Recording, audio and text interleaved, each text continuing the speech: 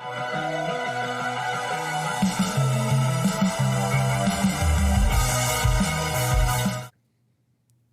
again, everybody, and welcome to the Saints Insider Podcast. Today is Wednesday, January the 8th. Zach Ewing along with Rod Walker, Luke Johnson, and Matthew Paris. And this is the only Saints podcast where we're going to talk about Shane Lemieux's future. No, I'm just kidding. We're going to talk coaching search.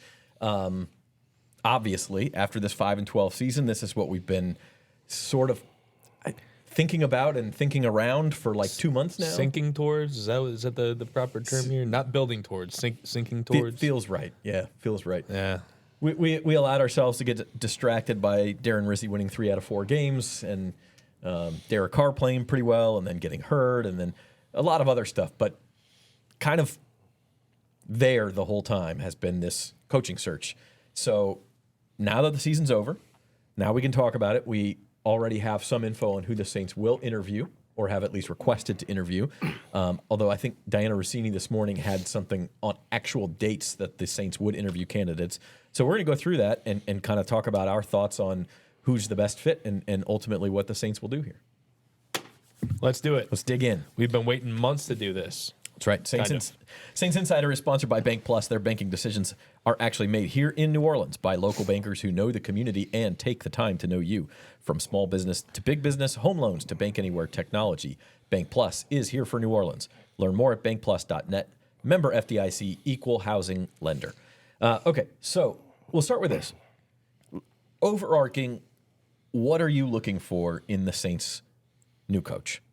What should the Saints be looking for in their new coach? Jeff Duncan is not here. He's mentioned the word alpha like 27 times. That's what he wants. 27.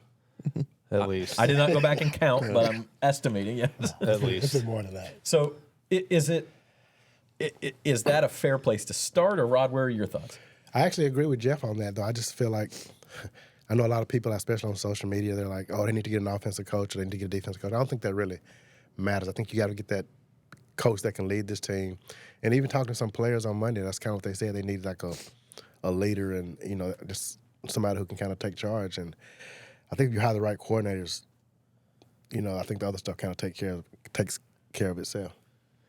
Yeah, and like you think Alpha, you think Bill Parcells, you think Sean Payton, you think some of these guys who have taken charge and been successful in the past. Yeah, but I think like for me, that's less alpha in the sense of like I'm gonna get after your ass, and it's more like the culture builder, right? I think Aaron Glenn for me fits that, right? Dan Campbell is an alpha, but Dan Campbell is also somebody who set the tone culturally in the Detroit Lions building from his very first press conference. People were making fun of him for like the kneecaps comment. It's come up in the last 4 seasons, but like that's kind of the kind of team they are, So like I think that to me is, and just knowing what this organization, all the conversation last year about culture, I think that is going to be what they are looking for, is somebody who is going to come in and get everybody pulling in the right direction. That being said, if it were me and I found somebody who is a culture builder coach, but also a brilliant offensive play caller, I think that's what I would do. Because if the danger with hiring a defensive play caller is if he's successful, it means he has a good offensive coordinator. And if he's got a good offensive coordinator, that guy's going to get poached away. And then you got to keep restocking the shelf there. That's really, really hard to do. Whereas if your head coach is your offensive play caller, Sean McVay, Kyle Shanahan, Kevin O'Connell, like you're pretty much set there for as long as the coach is there. Sean Payton, that to me is like what I would want to go for after the culture.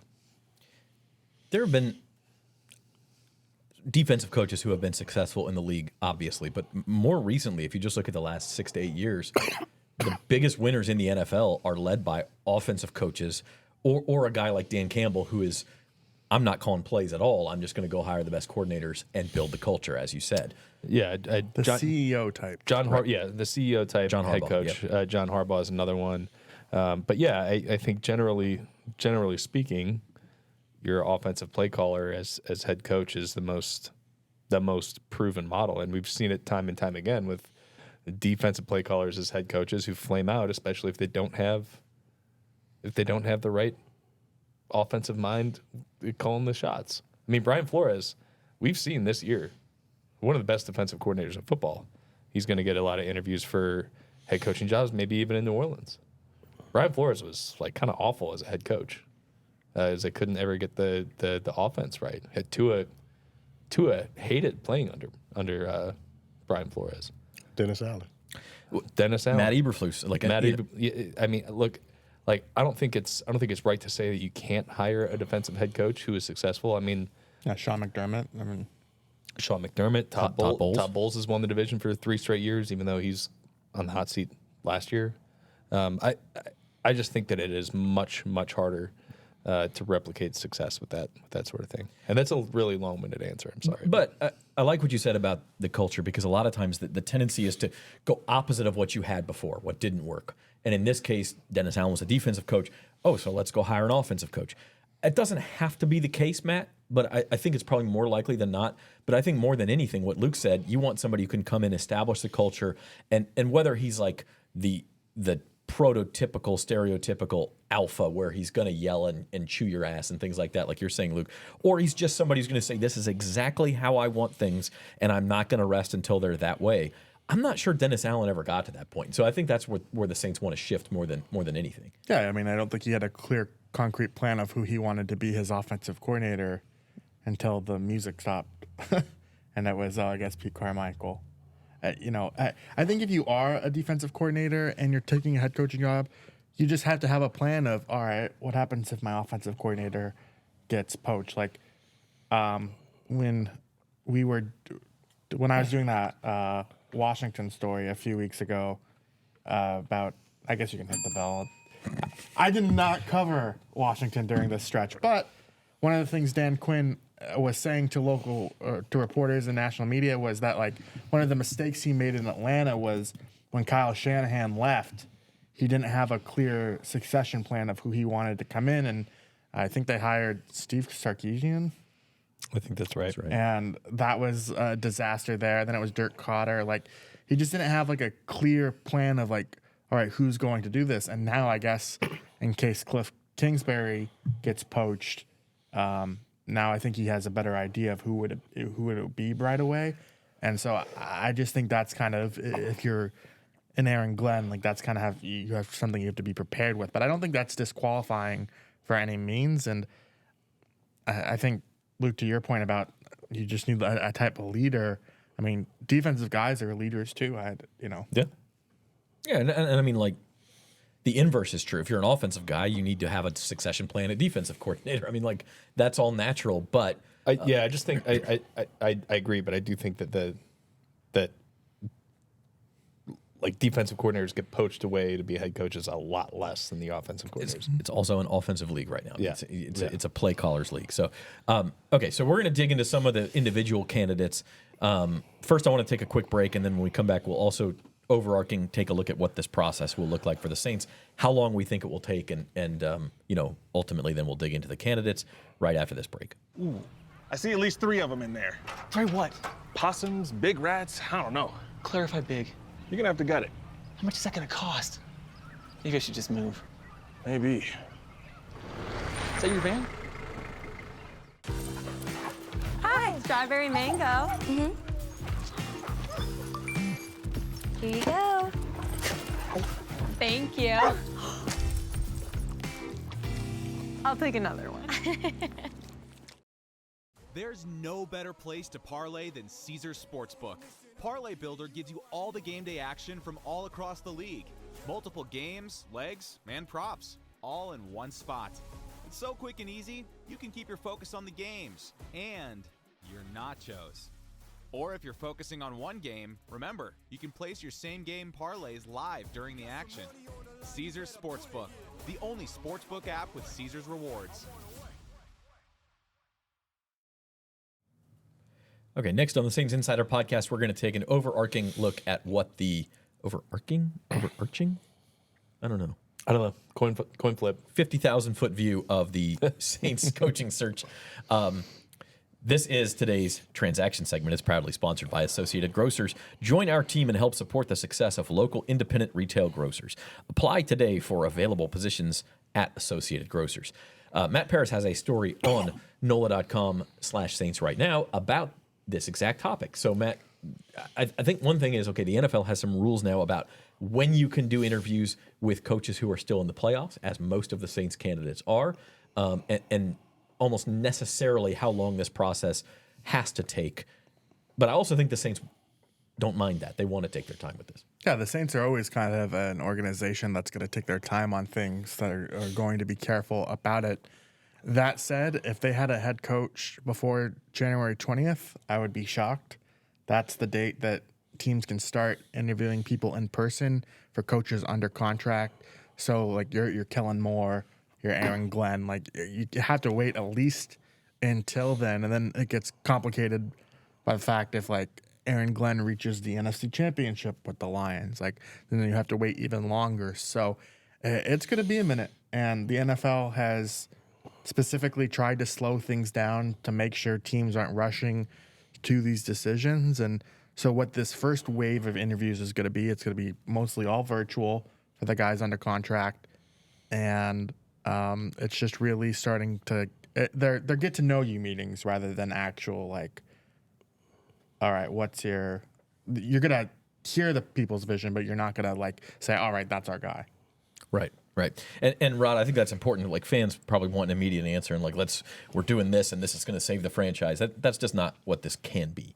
Yeah, I remember the last coaching cycle when they hired Dennis Allen and all these other coaches were.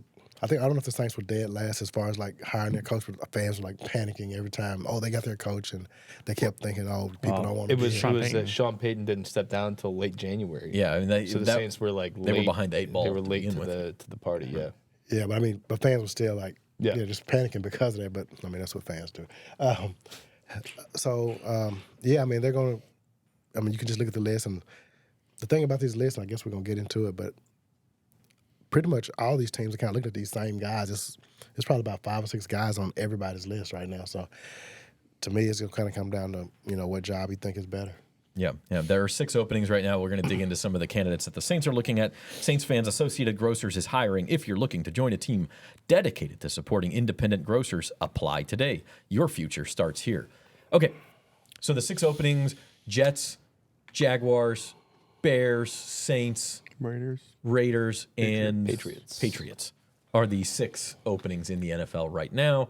It looks like that's going to be it. Titans have kept Brian Callahan. Bengals are keeping Zach Taylor. There's potential that if the Cowboys worked out with Mike McCarthy, that they could be a 7th. Yeah. And we'll talk about McCarthy. The Cowboys are kind of the wild card in all of this. But again, if you're the Cowboys and you want to keep waiting on Mike McCarthy, and then eventually you do let him go, then you're the team that's behind the 8 ball and not getting your crack at these top candidates first. So we'll see what happens. But the names that we hear the most often with the Saints, and probably what we would consider the top choices on their board, and we've mentioned him a couple times. We'll start with Aaron Glenn. He's the Lions defensive coordinator. He coached DBs for the Saints from 2016 through 2020, and then followed Dan Campbell up to Detroit. He's been the defensive coordinator. Look, Lions are known for their offense, but I think Aaron Glenn, especially with all the injuries they've had this year, has done a pretty remarkable job cleaning up that side of the ball too. I think this has clearly been his best year as a defensive coordinator, defensive play caller. I didn't really like his resume that much before this year started. I don't think they ever finished better than like 23rd in scoring or total defense.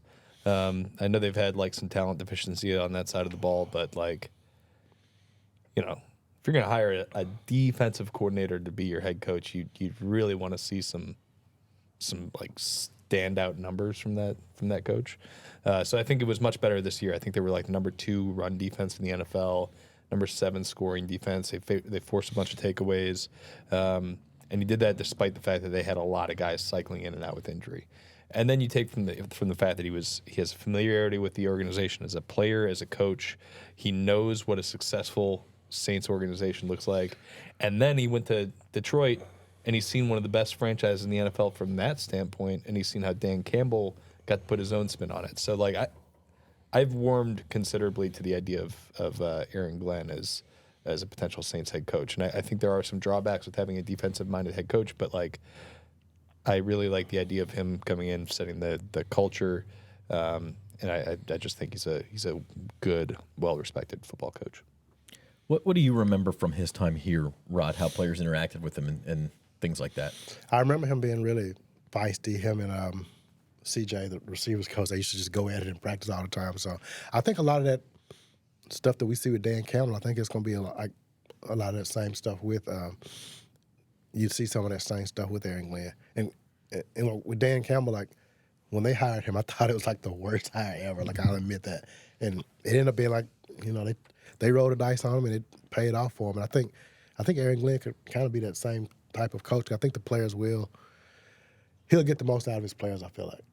Yeah, and he's a former player, so I mean he's gonna connect with them, and he knows he'll connect with them. I feel like. One thing we obviously don't know with Glenn is how he would run the program as a CEO type. I mean, how hands-on are you? Like, if you've never been a head coach before, we don't know what you're going to be like as a head coach, Matt. So, Aaron Glenn, what are your thoughts on him? Like, his players seem to like him. He seems to be fiery. He does kind of seem to be like a Dan Campbell type, but we just don't know. Yeah, I think it would be a refreshing hire even with the Peyton connection to it. I don't think necessarily the Peyton connection is a bad thing as maybe it seems, but beyond that, like he's been in a place now for 4 years. He's had a whole different culture and taste of that. He's done an impressive job there. And he's, as a player, he played in all sorts of different organizations. Just because he was around Sean Payton a lot doesn't mean it's Sean Payton 2.0 or it's Dennis Allen 2.0. But, one of the things if they do hire him that I'll be interested to know is they interviewed him in 2022, right? Was he the runner-up? I don't think they never said who was the runner-up. But everybody's been saying he was the runner-up. Yeah, I saw that. For some reason, everybody's putting out that he's a runner-up. I think that's BS. I mean, look, nobody knows who finished second, and because I think everybody knew, and probably AG knew when he came here to interview, that the job was going to go to Dennis Allen. Yeah, everybody knew that. So I guess maybe somebody was like, "Hey, you finished second." That doesn't make any sense. My point is, I don't assume that would be Dennis Allen 2.0. Because they're both defensive guys who were under Sean. I think Aaron Glenn is his own coach, but I would be interested to know how he's evolved and grown as a coach since that 22 hire. Has his vision gotten clearer and those sorts of things? The more you do this interview process, I think the better coaches get at it. And so, yeah, I think it would be a really interesting hire. It is kind of crazy to me that Dennis Allen has everybody just wanting to get away from Sean Payton, and Sean Payton was like the best years of this franchise's history, but because of how Dennis Allen fared, everybody's like, let's get away from Sean Payton. And like you said, I mean, Sean Payton, being connected to him is not really a bad thing. No, and you guys brought this up. I was going to bring this up too. Our friend Jim Derry, who has his own podcast on our network, the Datitude Podcast, and he's got some wild opinions. For one, he thinks Dan Campbell is a terrible head coach. But so take it with a grain of salt. I just like how Rod coughed and he said he has some wild opinions. That was a real cough. I know that was a real cough, but it just the timing was perfect. You're just wild is one way to put it. It's an entertaining show. I'm not going to say I agree with everything Jim says. I obviously don't, but I've argued with him on his show. But go check it out. Anyway, I bring this up because I think Jim shares some of the fan base's views at large. He takes a little bit more of a fan approach to this than we do. And one of the views, Rod, you just brought up is Saints need a young guy, they need an offensive guy, and they need a guy who's not connected to Sean Payton in any way. And I don't think that's, number one, that's not how Mickey Loomis is going to go about this. And number two, I don't think it's how he should go about this and just automatically eliminate a guy like Aaron Glenn. But if he does, now, this isn't completely true because Joe Brady, who's the next guy we're going to talk about, he was an analyst under Sean Payton, but he is the type of guy, he's younger, he's an offensive mind, and doesn't have really strong Payton connections. He is the type of guy that would make a lot of sense too. Joe Brady is essentially trying to recreate Sean Payton from 20 years ago. Right? I mean, just draw the connection stronger between the two then. Yeah, well, that's the thing. Like people don't want Sean Payton, the tree, but they want Sean Payton again. You know, just a different version, and that's what Joe Brady is. I mean, he's 35. He's already been fired as a play caller once, and Sean Payton had been fired as a play caller once. But he's obviously got a very good football mind, and look, he's playing with like a transformer at quarterback, like Superman. But like they're top 10 across the league, like literally every category. Just throw a dart at the board. It's like rushing, passing, third down, red zone, goal line, scoring. It doesn't matter. So I think he'd be a good hire. If like he could get the culture right in the building. One of the things that would be, I think, a little bit more of a challenge if you're hiring an offensive-minded coach is like they're going to have to completely redo the defensive coaching staff. Some of those guys are not going to want to come back. Some of those guys aren't going to be. The Saints aren't going to want to bring them back. It's going to have to be a completely new staff, which will be a challenge. But I think they could do a whole lot worse than Joe Brady. I just think they're going to have some competition for his services. Joe Brady comes with some of the same question marks as Aaron Glenn. He's never been a head coach before. I think you also look at it and say the two top lines on his resume that are written in bold are that he won a national championship with LSU, an LSU offense that had Joe Burrow, Jamar Chase, and Justin Jefferson. I mean, good God. Like, I feel like I could call plays for those guys. Clyde Edwards-Helaire. Clyde Edwards-Helaire. They had Terrace Marshall was a second-round pick. He was their third wide receiver. Like, guy had 13 touchdowns as the number 3 wide receiver. It was absurd. I think Kayshon Boutte was a freshman on that team. No, Boutte wasn't on that He team. wasn't on that team yet? No. Okay. And anyway, they had an absurd amount of talent. And then you mentioned he's done a good job in Buffalo, but they have Josh Allen at quarterback. So Josh Allen's made a lot of guys look good at offensive coordinator. So, Matt, what is your opinion of Joe Brady? I think there are maybe more question marks with him than there are with a guy like Glenn. Yeah, I just don't know if he's ready yet. I mean, I think the Carolina experience, he was fired there. He's done a nice job in Buffalo, but that was a really tough situation for him. I just don't know what his vision would be, and if he has one, great. I'm sure he does, but I just like you look at the only other Josh Allen play caller who's gotten a head coaching job is Brian Dable. Dable's been fine in New York. I mean, that's been a disaster recently. Did a good job his first year. It does seem like you're trying to recreate that Peyton magic a little bit more than even Aaron Glenn. Like, going back to the Peyton discussion real quick, I do think generally there needs to be something new, something fresh. You can't just have like the same thing and try and recreate that. But I also don't think just because Aaron Glenn worked under Sean Payton, that means it would be the same. So, that's what I'd say about that. But as for Brady, I would hear him out, but it's not the most inspiring hire to me. I don't know. I'm lukewarm on that. I agree. He would not be at the top of my list, Rod. I think he's definitely worth talking to. But I mean, if you're asking me between Aaron Glenn and Joe Brady, I'm leaning towards Aaron Glenn in that situation for sure.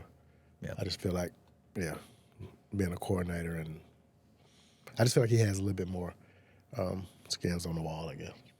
The other factor here, of course, is that these are the top 2 kind of young coordinator candidates who everyone kind of assumes are going to get lots of interviews. Well, you got to throw Ben Johnson there too. The Saints have not. I don't think they're in the Ben Johnson running. Yeah, I mean, they're probably gonna. I imagine they'll try to request an interview with Ben Johnson, but like, I don't think. Keep hearing Chicago with him, possibly right. Jacksonville. There's a lot of like we haven't even gotten into why the Saints might be like less attractive as an option as a lot of these teams. That's where I was kind of going next. I just think that they're a team as of right now with like $60 million in cap space to clear just to be compliant, versus the Patriots, who have like $130 million in projected cap space for 2025. It's like a $200 million difference between those two teams. And the Bears have like $80 million in cap space. And both of those teams have young quarterbacks on rookie contracts. Like, you can quickly build those rosters around if you got the right people in place. So like, yeah, I think asking the guy who's the most highly sought after one to be like, yeah, come here. We have no clear answer at quarterback, and by the way, we've got a aging roster and no cap space. Have fun. Right. I think that kind of leads us to our next candidate, and those are the younger candidates. If you think Mickey Loomis may want a more veteran coach to come in here and take a more mature, experience-driven strategy to this rebuild, or if he doesn't even see it as a rebuild, to the trying to continue to compete, the top candidate in that realm is probably Mike Vrabel. But that leads us to this discussion where is Mike Vrabel even going to consider the Saints when he played for the New England Patriots for many years and seems like it just seems like they fired Gerard Mayo knowing that Mike Vrabel was their top choice and that Vrabel was interested. You've also got the Las Vegas Raiders who have the Tom Brady connection. Like, I think Vrabel could be a good fit anywhere. I also don't think New Orleans would be at the top of his list. Yeah, I mean, as soon as New England let Gerard Mayo go, I was like, Mike Vrabel's landing spot. It just seems like it seems written in ink already. So like, I mean, the Saints are going to talk to Mike Vrabel, and Mike Vrabel's going to talk to everybody. But like, I would be really astonished if he ended up coming here. I don't know. What do you sell Mike Vrabel on? Ownership stability, that Gail Benson isn't Amy Struck Adams in Tennessee, who seems to make a firing every year at this point. Just fired the GM that they decided to keep over Vrabel a year after signing to a 4-year extension. Yeah, I think that's the main selling point for the entire Saints organization. Yeah, and like Vrabel is that alpha that Jeff desperately wants. Like if you go back, We need to ring the bell on Alpha. We're just gonna clip that one. So Vrabel is the alpha that Jeff desperately wants. Clip. Send it to Jeff Duncan.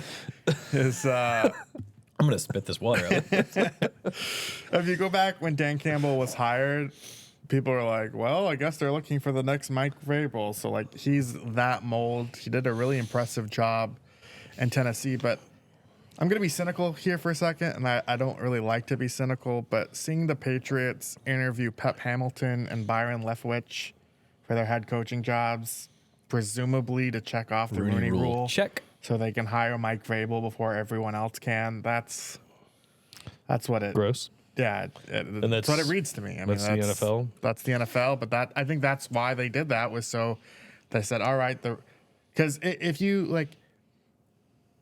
The Rooney Rule doesn't apply to virtual interviews. So for a team like the Saints, if they interview Aaron Glenn and Mike Kafka would be the other. No, Anthony Weaver. Well, Anthony Weaver, but Mike Kafka would apply because apparently he's Puerto Rican. Fun fact. Oh, okay.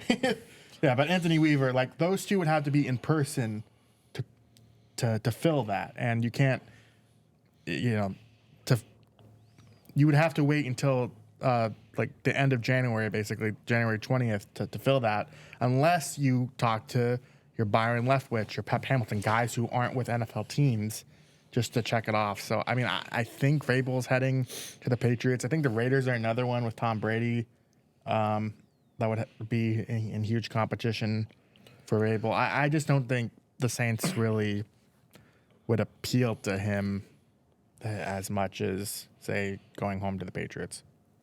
Yeah, I mean, you asked Luke, what would the Saints be able to sell, and I just don't see if there's enough to sell for Vrabel to take this job over those two jobs, with Patriots obviously being at the top of that list.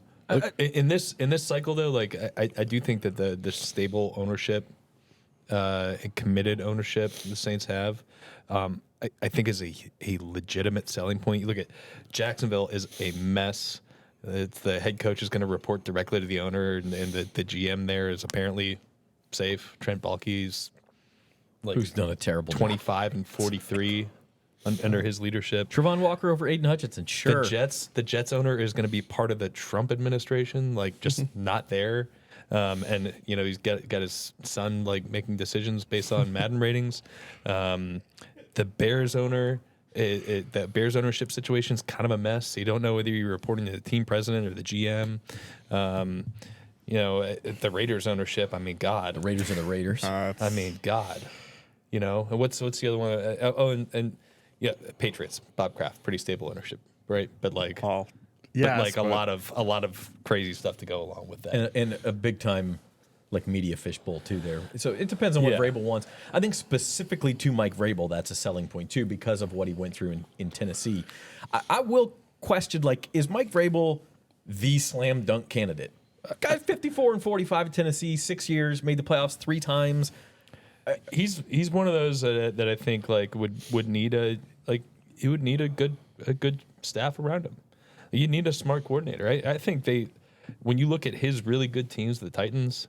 Now, granted, they didn't, like, outside of his first team that made the AFC Championship, they didn't make a lot of playoff runs, but like they always had, like, they were like the proving ground for a while for offensive coordinators. Matt LaFleur was there. Arthur Smith was there. They were like coming up with all these great ideas. They were like kind of on the leading edge with like running like a heavy rushing attack because they had Derrick Henry there. They ran a lot of play action off that. You saw like teams start to do that a lot all over the NFL. And then you lost the coordinator. You couldn't replace the coordinator, and then it flamed out. They had 2 straight losing seasons to close it out there. So like I think he's still like a really good coach. I was surprised that Tennessee let him go. I think their roster deteriorated pretty badly. But I do think that he needs a good coordinator to make that thing really go. But what's out there, I mean, I do think he's the most proven guy. Definitely. Right? I was surprised he didn't get a job last year. Right. He was too tall, apparently. Spent the year as a consultant for the Browns and is now kind of free. He's one guy who's free to interview in person. So we'll see what happens. There may be quick movement on Vrabel. We're going to take our second quick break, and when we come back, the one candidate we haven't discussed yet is interim coach Darren Rizzi, at least not discussed today. So we'll do a quick on that, and then kind of throw the other ones into a group and see if any names stick out to us. So we'll be back after this.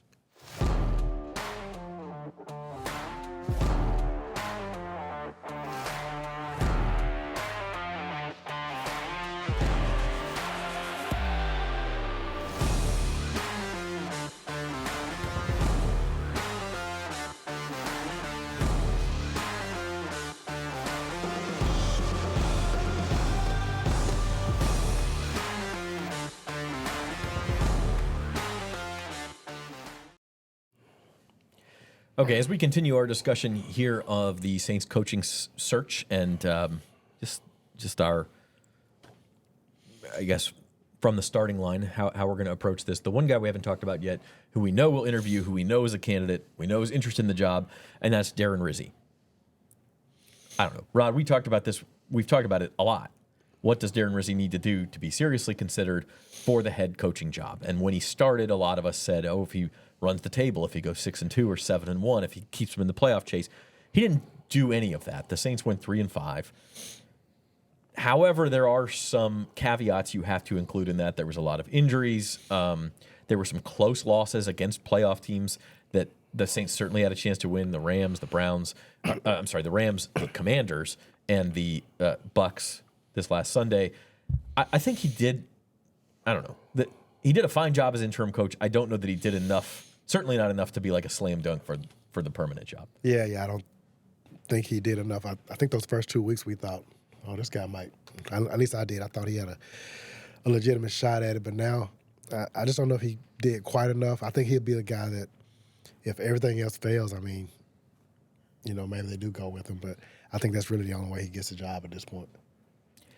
I like Darren Rizzi, guys, as a head coach. I think he could be a good head coach. The Jets are interviewing him too, so the Saints are not the only one looking at him in this light. It just doesn't feel like where the Saints are right now, you're gonna excite anybody. You're gonna get to where you want to go by hiring Darren Rizzi. Am I wrong in that?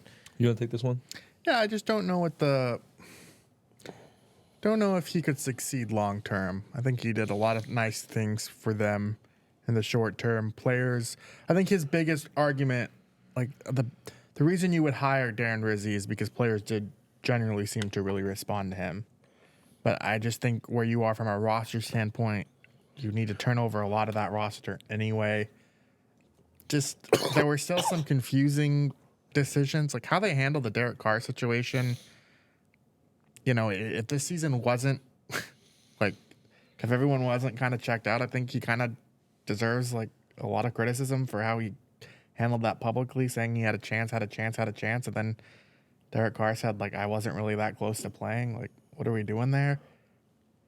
Beyond that, I just that to me, like when we say they've got to have like a clean break from the Peyton era and like just this era in general, he's more in that bucket than say Aaron Glenn or Joe Brady. Like you just need something new, something fresh, and I think he did an admirable job. But I want to stick with him personally.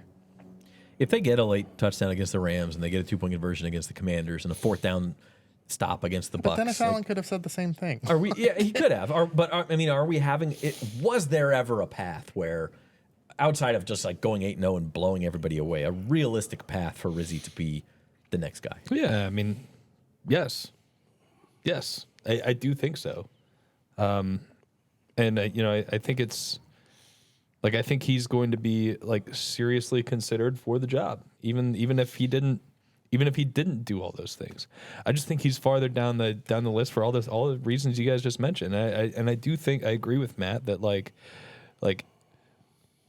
Rizzi was on Peyton's last staff. Rizzi was on Dennis Allen's staff. Rizzi is deeply connected to that era of Saints football, and I think that hurts him more than the circumstances of this particular job.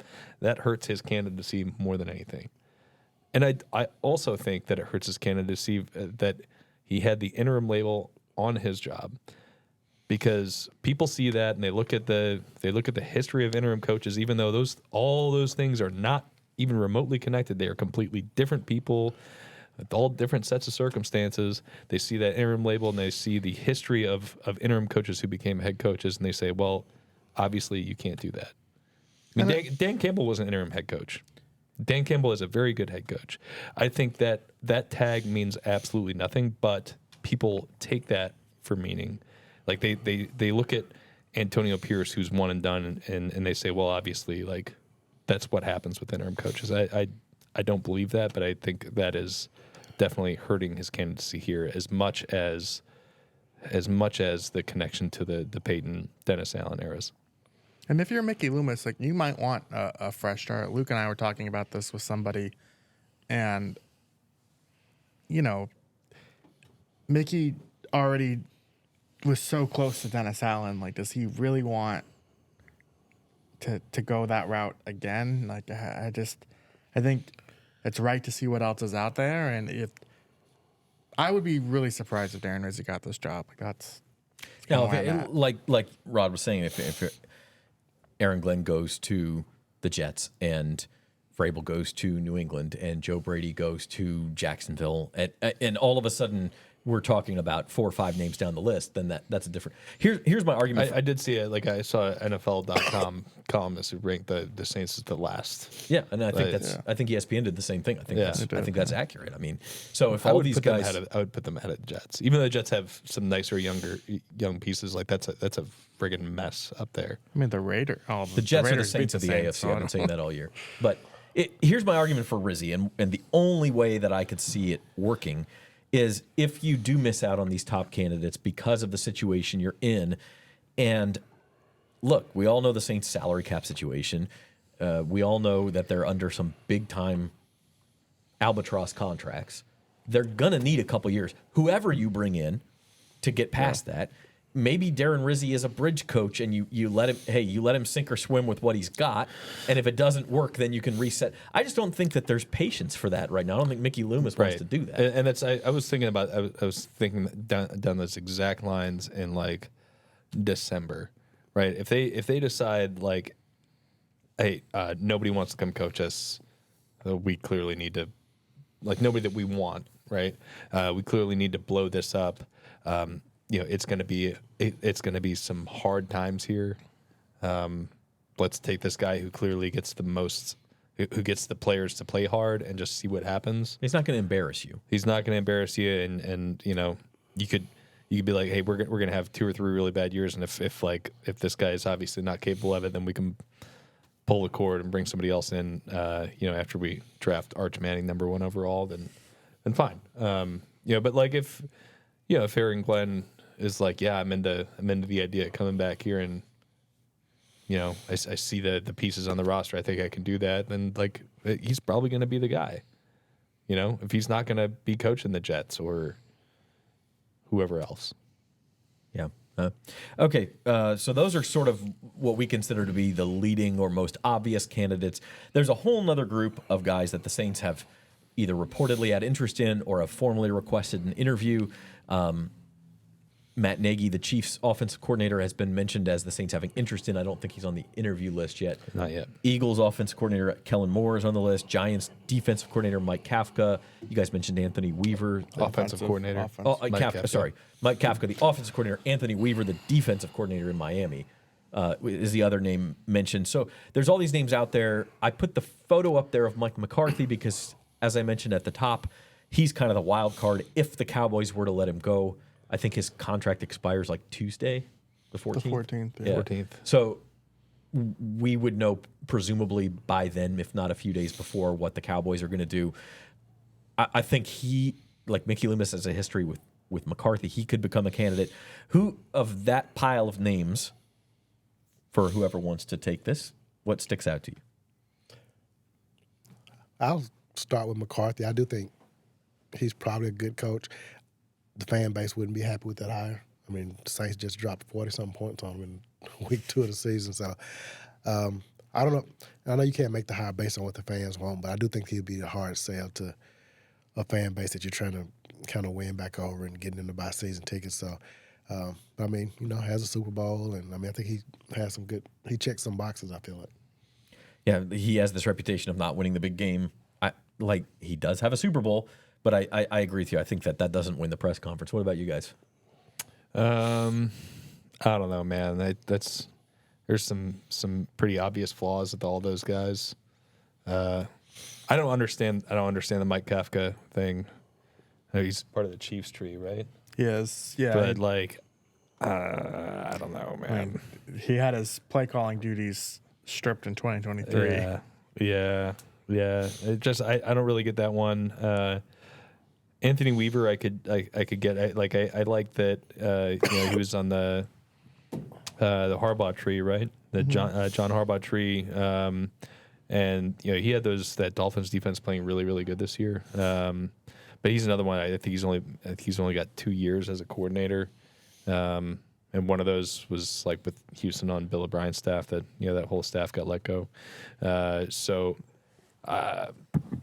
don't really. None of those guys really excited. I think out of that group, I think I'd be most excited by Mike McCarthy, which is probably saying just because of the skins on the wall. He had, just a lot of regular season winning. A lot of regular season winning. I think his regular season percentage with the Cowboys, something stupid. It's like 630 or something like that. He's won 12 games more recently than Sean Payton has. Yeah. What you but Matt? he's he won in 3 in the playoffs with the Cowboys and had some really truly. The Saints had a lot of spectacular playoff failings, but the Packers were like right there behind them. Like He's lost as a big onside favorite kick, the onside kick in Seattle that bounced off his player's face, and Seattle recovered and went on to win. Losing to the Giants in the 2007. I think that was an NFC Championship. The Giants went on but the Giants were like. Packers were like 13-3 that year. The Giants were like 9-7. They ended up beating the Patriots in the Super Bowl. But Game the Cowboys lost to the 49ers a couple years ago. They ran out of time at the end. Yeah, with the weird Dak slide. The 2011 Packers, I think, were 15-1. They lost to a 9-7 team in the playoffs. And then they got embarrassed last. Yeah, and then last year January. they lost to the 6 seed Packers by 30 points or whatever it was. Yeah, it's just that there's a lot of that. A lot of that stuff in his history. But I think if you're looking to just like turn this franchise around, I think you do a lot worse than Mike McCarthy, especially when you're talking about that tier of the candidates. Matt? I'm actually kind of interested by Kellen Moore. Oh, That's That was Ben Johnson 5 years ago. Yeah. He's had. Why I think he's interesting is in Philly, he's replicated like offensive success anywhere he goes. Now he's had some good quarterbacks to work with. I wouldn't say anywhere. The Chargers were fine. The Chargers were not fine. I mean, they were a mess like defensively, but their offense was okay that year, right? They were not that good offensively, and they had like the worst rushing attack in football. Like you drop Saquon Barkley into it, and the really good Eagles offensive line, it plays out. They were not very good offensively the 1 year at the Chargers. Anyway, I'll look that up later. The air is out of your balloon. No, I just think he's demonstrated that he can attack defenses certain ways. Like I've been impressed by, your best players are your quarterback who can run and your running back who's like an all-pro, and so you're going to tailor your offense around them. And Dallas, like those Dallas offenses were great. He was killing there, and I don't know. He's a guy that was once seen as. I don't really know why his star cooled. I guess it's the Chargers thing, but yeah, I don't know. He's done an impressive job in Philly. Of that group, I think like he's the one that maybe has the most upside. Or I actually think Anthony Weaver has a lot of upside. I just don't know if it's just 1 year. That might be too soon, but I think he'll be a head coach someday. Yeah, I agree with both of those. I think besides McCarthy, maybe the one with the highest floor, and the name I was going to throw out is Matt Nagy. And I'm good on that. I get that it's kind of he did take the Bears to the playoffs twice with Mitch Trubisky. Like he's the only guy. The one winning season out of the last 12 seasons of Chicago football was Matt Nagy. So he's taken a difficult situation, which he had in Chicago, and made the most of it. Has he won at a high level? No. But, when you compare him to guys who have never been a head coach, I would at least talk to the guy. Those defenses were pretty stacked, though, and they had Vic Fangio for one of those years. That's true. Fair. That's fair. But like I think all these guys are going to need good coordinators. So, and remember, I mean, Moore was on the staff with Mike McCarthy, and he was McCarthy's offensive play call, and then McCarthy took it back over after Moore left. All right, I'm just letting you know. No, that's okay. 18th in total offense, 21st in scoring under Kellen Moore. Oh, yeah, it's an upgrade over here. Let's do it. All right, LA Chargers. That will do it for our show and our kind of coaching search primer here. You can read more on NOLA.com/Saints as we continue to follow all of the interviews that we hear about, and we'll let you know accordingly. And we're going to be back on the podcast feed possibly as soon as Friday. We've got to wait and see. Mickey Loomis may or may not be speaking here later this week, and if he does, that'll probably be worth a podcast in and of itself. But keep it locked to the YouTube channel, subscribe to the YouTube channel, and if you sign up for notifications, it's all free. You get to know when we have our next show. So we'll be back before too long, whether it's this week or next week. So for our producer Norman Bell and Rod Walker, Luke Johnson, and Matthew Paris, I'm Zach Ewing. Thanks for watching The Saints Insider.